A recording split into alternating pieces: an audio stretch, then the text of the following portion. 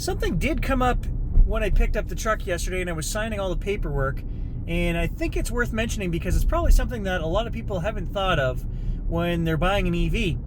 You cannot get this truck undercoated, because I always do. I get all my vehicles undercoated. We live in Northern Ontario. Winter, 6 months of the year up here. Road salt is used on our roads up here. And as part of my maintenance package, they do clean the underside of this truck, remove the panels, and wash it and hose it all out semi-annually. But I was asking, what about undercoating? And they said, it's not available.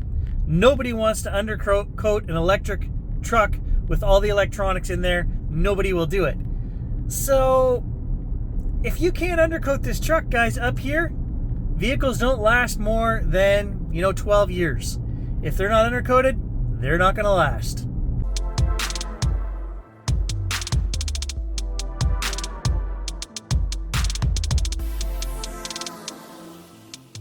Right now, today, what I'm doing is I'm heading down to Carter's Custom Caps, and I'm going to talk to them about a tonneau cover. I've seen reports online that the $2,400 hardcover that you get from Chev really isn't made for this truck, and that if you have the split tailgate like mine is, where the top folds down and back up, it's catching and ruining the tonneaus. So I want to see if the custom cap place here has a solution for these trucks. They've been out for 2 years now. Let's go talk to them, see what they say.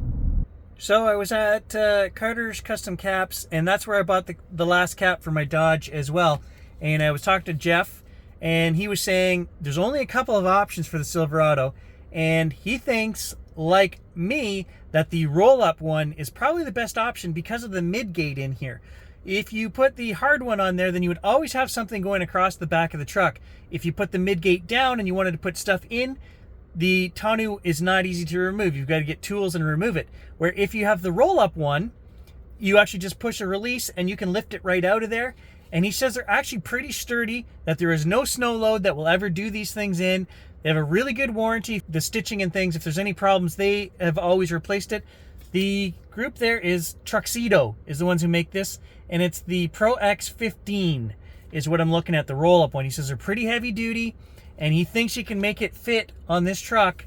And Jeff tells me that this one that I'm going to buy, he's going to make sure that he installs this. He may have to lift it a little bit. He'll do what he has to do to custom install it and make sure that that doesn't happen. So I think that's the route I'm going to go. Also, I want to show you guys something else I've just found in the truck here. Two things I'll show you in the truck.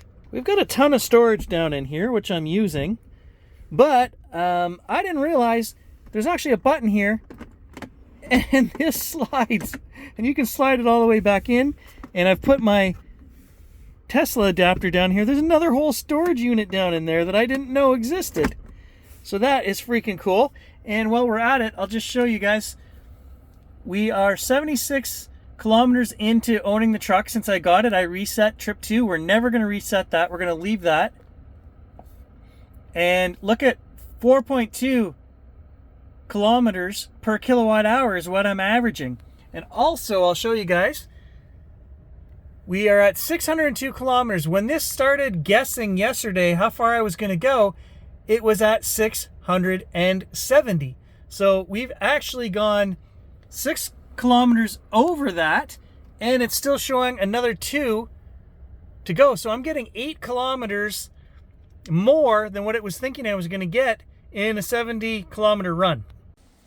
You just sit there and look pretty until I take you out this afternoon. You gorgeous beast, you. Okay, did one more quick test tonight. We went out 87 kilometers to the cottage, round trip, and 60 kilometers of that was on the highway.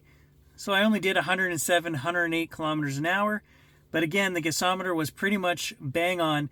It actually guessed 3 kilometers under. So there's the trip information from the cottage run tonight. And you'll notice that we still got 3.5 kilometers per kilowatt hour, which is better than the guy before me was getting, and that's highway driving. All right, I just charged the truck for 12 hours with the 32 amp charger, and I'll show you how much power the battery pack took. 92.9 kilowatt hours.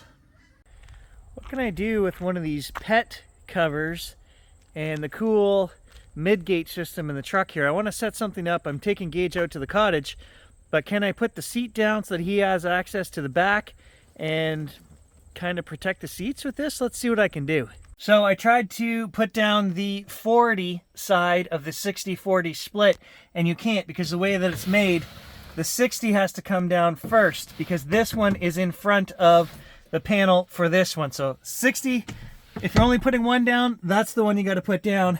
But now Mr. Gage has access to the back of the truck and up here.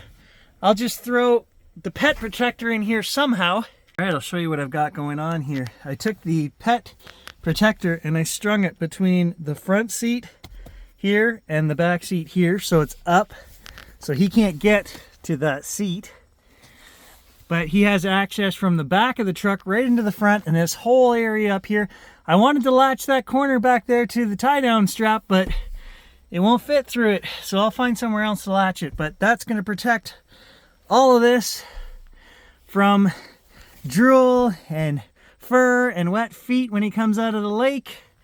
All right, so I just looped it around here for now just to keep it so it'll stay spread out, and then he can come in and out of there as he wants. And he can use the step to get up in the back of the truck. Where are we going? Go get in the truck. Go on. Get up there.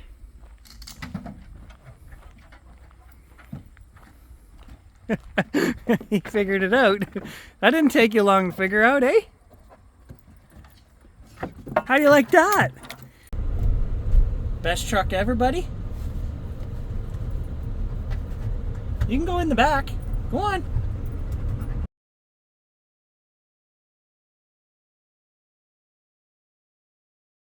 Okay, so in terms of hooking up the trailer here, there's a bunch of settings we can actually put in numerous trailers and pick what kind of trailer it is. I imagine we can put the weight and everything in. So then when it's guessing how far you're going on a trip, it knows what you're pulling and it's going to give you more accurate of a guess. Okay, somehow I can change this to the hitch. There we go.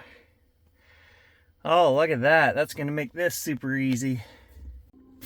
Technology, my seat's vibrating, the red lights are flashing. I know, I'm trying to back into the hitch. Okay, we're in tow mode. We've got a full charge. It's showing 400 kilometers guesstimate, but I've reset the tripometer. That's just what it starts at, and we'll see what we get towing the pop-up trailer. Okay, cruising on the highway, locked in at 100. Guy in front of me is going a little slower, that's why we're doing 98 right now, but we do have cruise set to 100 and we're getting 2.2 kilometers per kilowatt hour, so it is not good. That's terrible. It's only a pop-up trailer. It's not that heavy. I don't understand. It is a block though, it's not very aerodynamic. Alright, just need to find my spot. Apparently the fire ban is lifted, so we can actually burn anytime we want, which is awesome. There's the shower house, guys. We just passed it. Okay, so we're at the campsite. Luckily, we were only 70 kilometers from home. That 70 kilometers cost us 15% of our battery. And annoyingly enough, my wife tells me that this site doesn't have power. But we've had 4 conversations up till now, me talking about what charger I'm bringing, etc. You know, we've got coolers that need to be plugged in, blah, blah, blah. I guess we're charging and running everything off the truck. So it's really going to limit the extra driving around that we can do. But there's like some miscommunication here. I did not know we did not have power at this site, but we don't. So I guess the truck gets to power the coolers and the other things this weekend, and we'll just have to limit our driving, or everybody can jump in with Jen. So I've turned the propane on for the trailer. We do have a little fridge in there, and then we have a cooler which is plugged into the front of the truck actually, and I can turn the power base on in the truck to run until 80%. I don't see any option to change that. Power base is on until the 80% range reserve is met. And we're at 85% right now, so if I'm not driving the truck anywhere, how long is it going to take with just that little cooler running under the hood up there? to draw us down to 80%? I don't know. Let's find out. We'll run it for a couple days and see how long it lasts. So we ran the power base for 2.5 hours. We had the cooler running. We charged 2 phones, and it didn't even put a dent in any of our power reserve. We're still at 85%.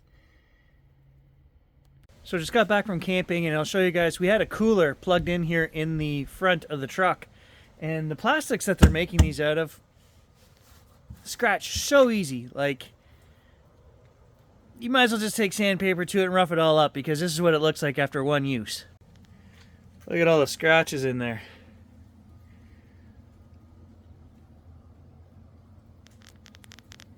So plastics are they're not great. New truck deserves a new hitch cover. Like a glove. So tomorrow I'm taking it in to get the soft tonneau added, and then we'll do some tests to see if we get better mileage on the highway at high speeds when this bed is not open.